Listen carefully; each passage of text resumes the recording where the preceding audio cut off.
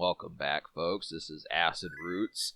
This is part 34 of Final Fantasy VII. So we keep taking breaks from this game, but I do have the intentions of trying to beat this game. It's just the fact, I know 2021 was not very productive for Final Fantasy VII, but I mean, I think at this stage it's more about just like the experience and kind of, because really, as far as this game has gone with these 34 episodes now, you do have about 2 or 3 hours of entertainment. So that's what you have to understand. Really, this game is like easily a 50 hour game. So that's kind of the concept. So you basically have to strap yourselves in.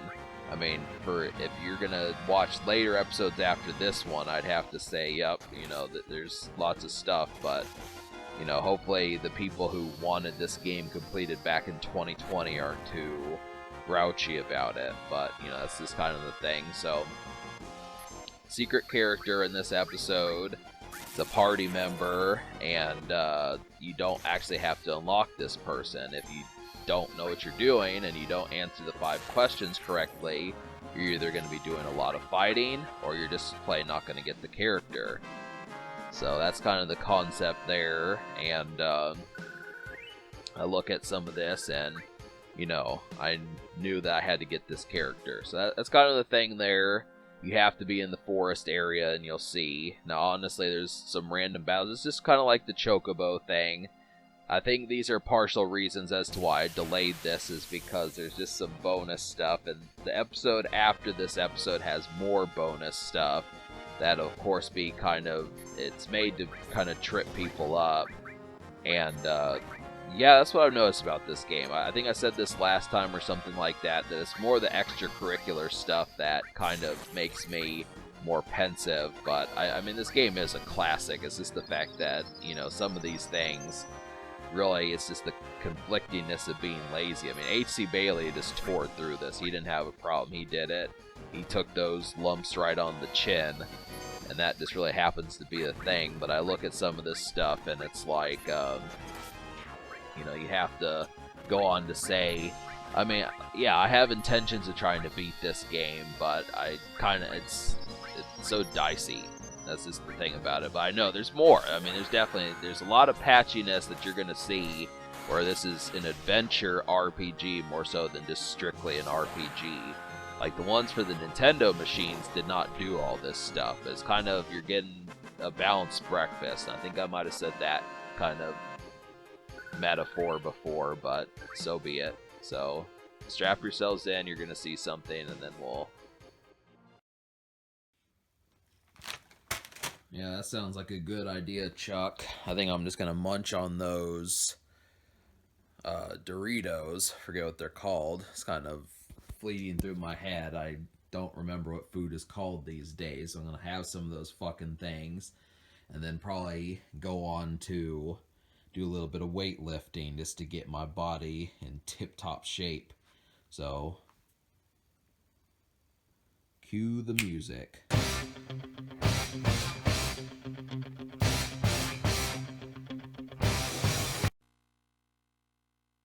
Alright, so we're back, and yeah, so this is the new character. This is Yuffie. I'm not going to call her by the name Yuffie, but basically the thing about it is she's a feisty character. That's definitely the thing. She's not like the kind of girl next door kind of vibes of Eris, and she's not quite as spunky as she's more spunky than Tifa. I mean, Tifa kind of has like a more kind of submissive, but also kind of what's the word I'm looking for? Kind of more,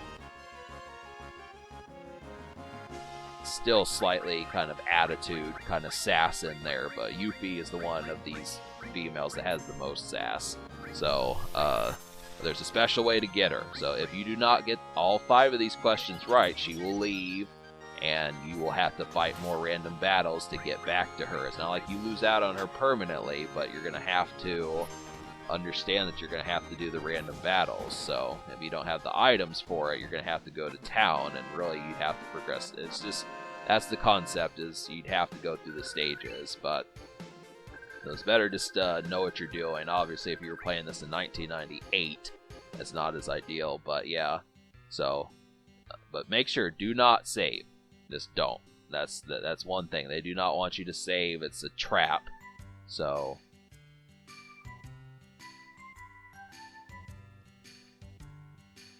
but I failed to put Yuffie in the party in this episode, so I'm gonna have to, you know, after we get past the gameplay where I finished playing with this gameplay here, I'm gonna have to add Yuffie to the party, because there is some fighting coming up. There's fighting in the next episode, but after this next gameplay segment, there's more, and I think I want, you know, obviously just a new character, you're gonna want to see what Yuffie's about. So, and also, what do you think I'm gonna name this chick? You know, I gave Eris the name Tanya, Barrett is Orc, Cloud is Zone, Red 13 is Azul, and Tifa is Monica. So, what is Yuffie's name going to be? And I think there's at least one more character after Yuffie that goes into the party here, and I'm just wondering. I mean, I don't remember getting to that character. Well, actually, I didn't. But just to kind of say, you know, I'll probably have a name. I mean, honestly, I came up with this name back in 2020. I knew what I was going to name Yuffie back then. I just never got to it. So, I knew pretty much immediately. I had at least seen this far when I watched it 2 years ago, but it's kind of the thing, so watch on, you'll see what I name Yuffie.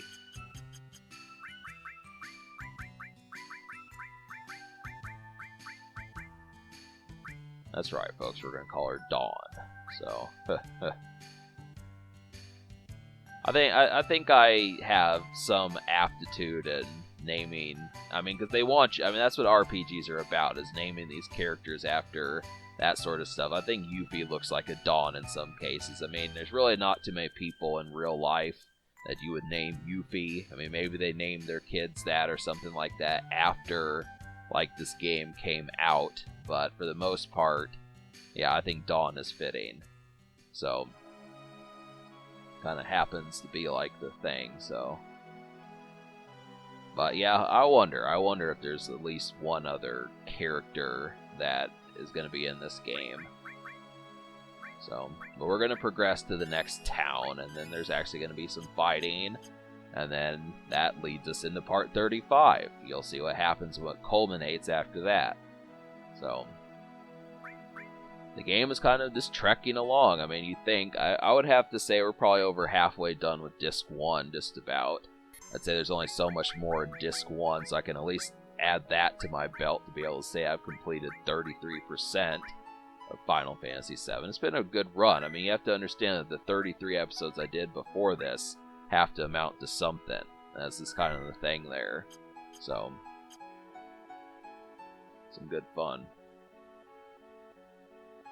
But yeah, I mean, this map, that's essentially the whole land of Final Fantasy VII, unless something happens like it did in Final Fantasy VI, where, like, the world gets destroyed. But then I'd have to say, you know, I mean, not to spoil anything, but somehow I think, like, this promised land that Sephiroth was talking about, like, 6 or so episodes ago, probably will be seen.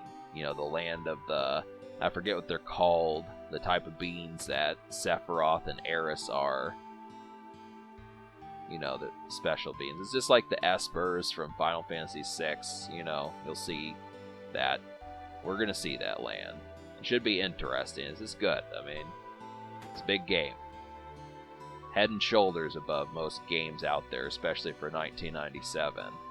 This item shop kind of sucks. I was kind of disappointed because obviously Yuffie is going to have better items because she's the new character and she should, but there's really nothing. I mean, it's just to basically get potions and tents. That's all you really need, and maybe like ethers and things to help with poison and stuff. But alright, so spoilers, there's a boss coming up, and unfortunately there's kind of a skill set that I don't have that I want to talk about. Like, the boss will do a certain kind of attack, and if he does it to all 3 of your characters, you'll lose.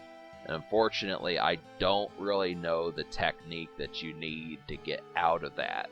That's kind of the thing. He basically traps you in a bubble, And I know it's like something in the magic department that takes care of that, but I'm not really sure what. So you're gonna, if you really don't know by this stage, I would recommend to look it up. But if you don't want to do that, just attack your teammates, and that'll take care of it.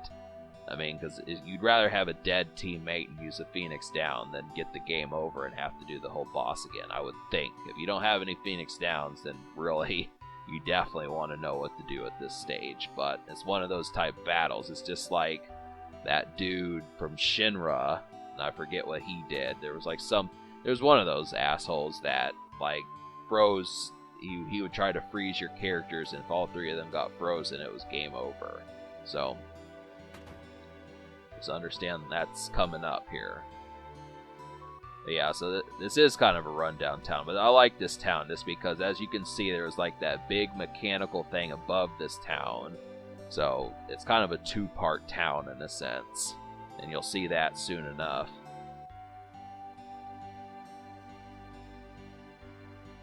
We've still got another 4 minutes, basically.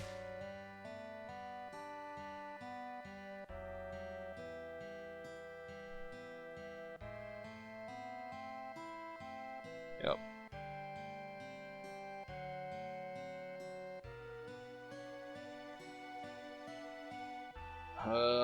Kind of running out of stuff on my mind. I'm just trying to think. I'm gonna go to Walmart this morning.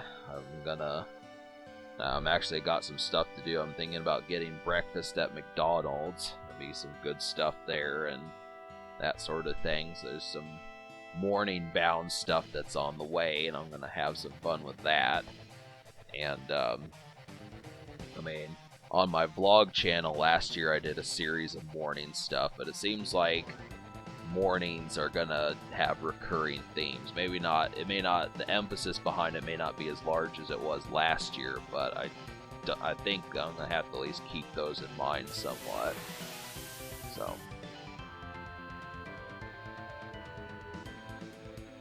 I've always been a night owl.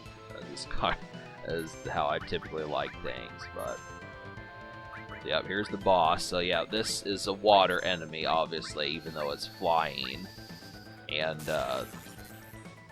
yeah, it's the thing about it is you don't want to get trapped by the bubble. And I want to say at least fire. I noticed that fire.